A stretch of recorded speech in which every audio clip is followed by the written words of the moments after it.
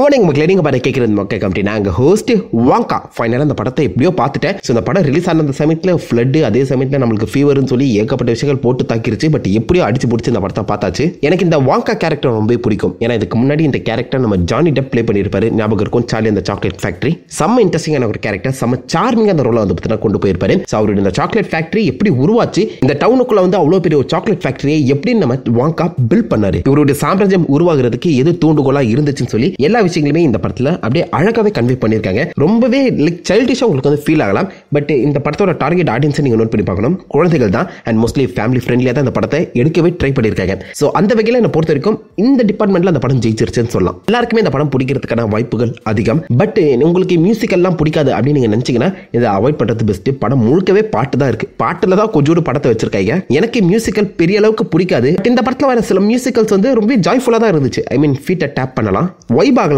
But அதை தாண்டி பாட்டை கொஞ்சம் குறைச்சிருக்கலாமோ தோணுச்சு, அவ்வளவுதான். மற்றபடி உங்களுக்கு மியூசிக்கல் அட்வென்ச்சர்ஸ் படங்கள்லாம் பிடிக்கும்னா மறக்காம இதை செக் பண்ணி பாருங்க. அது இந்த படத்தோட நியூட்ரல் பாயிண்ட். பாசிட்டிவ் நெகட்டிவ்ஸ் நான் பிரிக்க விரும்பல.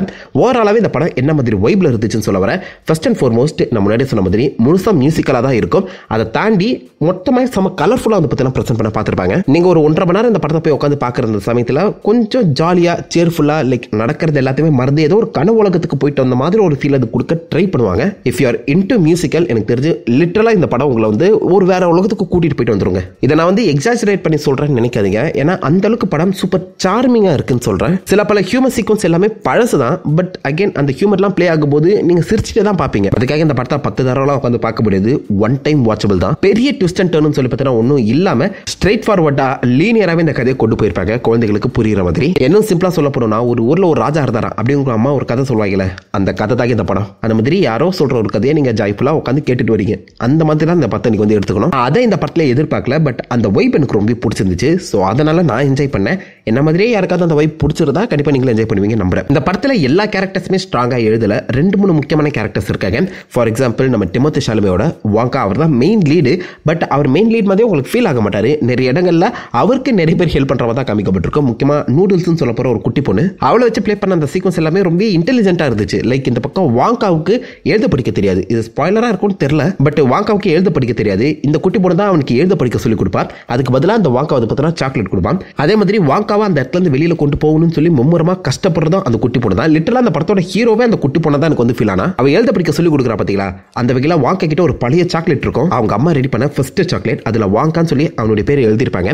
அப்பதான் ஃபைனல் ஷாட்ல தான் இவனுக்கு எழுதப்பட்டது அவனுடைய பேர் தான்ங்கிறது தெரிய வரும். ஸோ ஃபர்ஸ்ட் சீன்ல இவன் எழுத படுக்க சொல்லி கொடுத்துட்ட அப்புறம் ஃபைனல் ஷாட்ல என் பேரா இது அப்படின்னு சொல்லி அவன் ஆச்சரியப்பட்டு பார்க்குற அந்த சீக்வன்ஸ் எல்லாமே ரொம்பவே ரசிக்க முடியாது இருந்துச்சுங்க. டிமோத்தி ஷாலமே ரொம்ப சார்மிங்கான ஒரு வாங்காவா இருந்தாலும் எனக்கு அந்த குட்டி பொண்ணோட கேரக்டர் டிசைன் வந்து ரொம்ப பிடிச்சிருந்துச்சு. And talking about Vanga, Timothy ஷாலமே விட எனக்கு தெரிஞ்சு ஜானிட்ட பார்த்தா நல்லா பண்ணியிருந்தாரு தான். பட் டிமோத்தி ஷாலமே முடிஞ்ச அளவுக்கு அந்த ஒரு சார்மை வெளில கொண்டு வர ட்ரை பண்ணாரு. அதுவும் நல்லா இருந்துச்சு, அதை பாராட்டி ஆகணும். இந்த படத்தோட சினிமாட்டோகிராஃபி எக்ஸப்ஷனலா இருந்துச்சுன்னு சொல்லலாம். ஏன்னா நிறைய இடங்கள்ல டக்குன்னு அந்த மொத்த சீனுமே மியூசிக்கலா மாறும். மியூசிக்கலா மாறும்போது அந்த மொத்த இடத்தையுமே ஏதோ ஒரு வேற ஒரு ஃபேண்டசி உலகத்துக்கே கூட்டிட்டு போயிட்டு வந்த மாதிரி ஒரு எஃபெக்டா சினிமாட்டோகிராஃபில உருவாக்கி இருப்பாங்க. அந்த சார்லி சாக்லேட் ஃபேக்டரிக்குள்ள போற அந்த சீக்வன்ஸா இருக்கட்டும், இந்த 2 பேர் ஒரு கட்டத்தில் இந்த டேங்க் சாக்லேட் டேங்குக்குள்ள பத்தி எல்லாம் முக்குவாங்க. அந்த சீனை ரொம்ப கிளாஸ்ட்ரோபோபிக்கா காட்ட ட்ரை பண்ணதா இருக்கட்டும், இந்த 2 பேரும் அந்த பலூனை பிடிச்சி பார்க்க ட்ரை பண்ணுவாங்க. அந்த சீக்வன்ஸ் எல்லாமே ரொம்ப ரசிக்க முடியாது இருந்துச்சுங்க. ஸோ சினிமாட்டோகிராஃபி எனக்கு தெரிஞ்சு ஒரு மிகப்பெரிய ப்ளஸ் பாயிண்ட். இந்த படத்தை ரிச் அண்ட் கலர்ஃபுல்லா காட்டுறது ஒரு பக்கம் இருந்தாலும் அந்த ஃபேண்டசி ஃபீலை நமக்கு உருவாக்க இந்த சினிமாட்டோகிராஃபி தான் நம்மளுக்கு ஹெல்ப் பண்ணியிருக்கு. அது எனக்கு ரொம்பவே பிடிச்சிருந்துச்சு. படத்தில் விஎஃப்எக்ஸ் குறைன்னு சொல்லி ஒண்ணுமே இல்ல. எனக்கு தெரிஞ்சு நிறைய இடங்கள்ல படத்தையே பாதி வந்து விஎஃப்எக்ஸ்ல தான் கவர் பண்ணி எடுத்திருக்காங்க. போன படம் சார்லி இந்த சாக்லேட் ஃபேக்டரி மாதிரி பிராக்டிகல் எஃபெக்ட்ஸ் அங்கங்க தென்பட்டாலும் அந்த விஎஃப்எக்ஸ் எனக்கு எங்கேயும் பிசுறு தட்டின மாதிரி ஃபீல் ஆகல. அதையும் பாராட்டி ஆகணும். ஸோ அதை தொடர்ந்து மியூசிக்கல்ஸ், சில மியூசிக்கல்ஸ் வந்து ரசிக்கும்படி இருக்கு.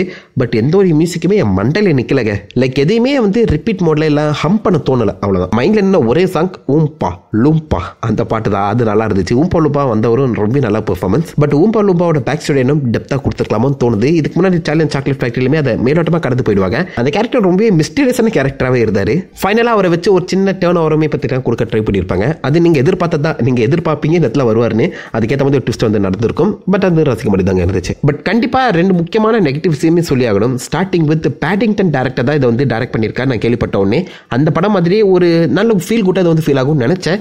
பட் இந்த படம் ஓகே ஒரு ஃபீல் குட் வைப்ல தான் போக ட்ரை பண்ணிட்டு இருந்துச்சு. பட் பேடிங்டன் மாதிரி ஒரு எஃபெக்ட் அந்த படம் கிரியேட் பண்ணல. பேடிங்டன் ஆசம்னா இந்த படம் ஒரு குட் லெவல் அவ்வளோதான். மற்றபடி எனக்கு தெரிஞ்ச இந்த மியூசிக்கல்ஸை கம்மி பண்ணிட்டு தான் இன்னும் நல்லா இருந்திருக்கும். வேணுமா நீங்கள் மியூசிக்கல் ரசிக்கிறவராக இருந்தீங்கன்னா மேபி இந்த படம் உங்களுக்கு ரொம்ப பிடிச்சிருக்கலாம். எனக்கு அப்படி இல்லை. ஸோ அதனால எனக்கு அது வந்து ஒரு மைனஸாகவே இருக்குது. அதே மாதிரி போன படம் சார்லி இந்த சாக்லேட் ஃபேக்டரி வந்து பிரம்மாண்டமாக எனக்கு ஃபீல் ஆச்சு. மேபி சின்ன வயசில் அந்த படத்தை பார்த்தனால எனக்கு அப்படி தோணுச்சு. வேணுமோ அது ஒரு பிரம்மாண்டமாக சாக்லேட் அட்வென்ச்சர்னு சொல்லி வேற மாதிரி ஃபீலை கொடுத்துச்சு. இந்த படம் அந்த பிரம்மாண்டத்தை கொடுக்கல. அந்த ஒரு எக்ஸைட்டிங் ஃபீல் எனக்கு தெரிஞ்சு இந்த வாங்கா படம் வந்து ப்ரெசென்ட் பண்ணல. ஸோ சின்ன வயசில் சார்லி அண்ட் சாக்லேட் ஃபேக்டரி பார்த்துருந்தீங்கன்னா இந்த மாதிரி ஒரு இடத்துக்கு நம்ம போக மாட்டோம்டா, நல்லா இங்கே வேலை செஞ்சு கூப்பிட்டா நான் அங்கே தங்கிடுவேன் அப்படிங்கிற மாதிரி ஒரு ஃபீல் வரும்ல. இந்த ஃபேண்டசி சாக்லேட் வேர்ல்டுங்கிற ஒரு ஃபீல் வந்து பார்த்தீங்கன்னா இந்த படத்தில் வரவே இல்லை. ஆப்வியஸாக இந்த இடத்துல தான் அவர் வந்து புதுசாக ஒரு கடையை ஓப்பன் பண்ண போறாரு.